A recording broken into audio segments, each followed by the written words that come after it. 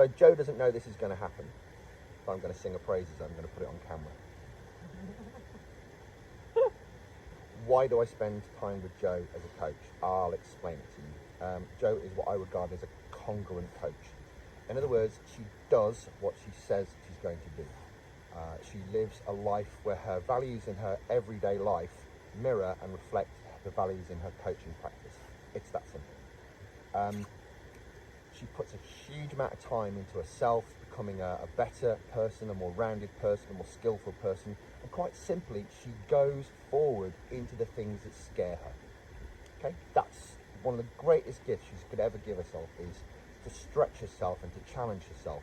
And by doing that, I've seen Jo develop over the last few years from someone who was perpetually terrified, overthinking, doing too much, worrying about what other people thought, and living in quite a minuscule, let's call it, I'm going to playfully call it a suburban life, where she never went anywhere and never did anything.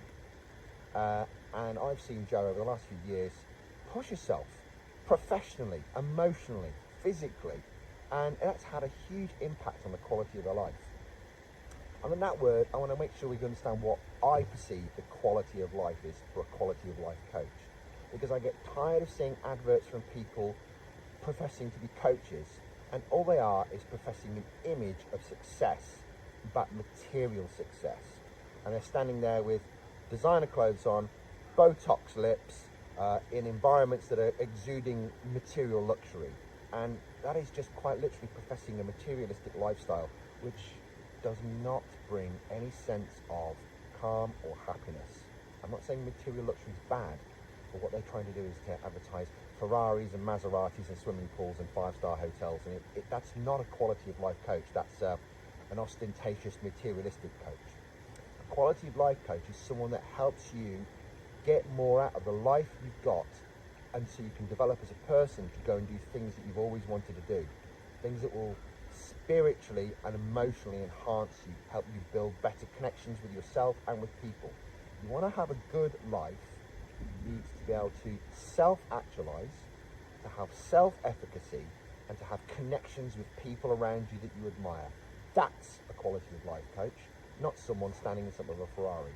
Why I've got so much time for Jo is because she's sitting there squirming, going, I feel kind of embarrassed about it.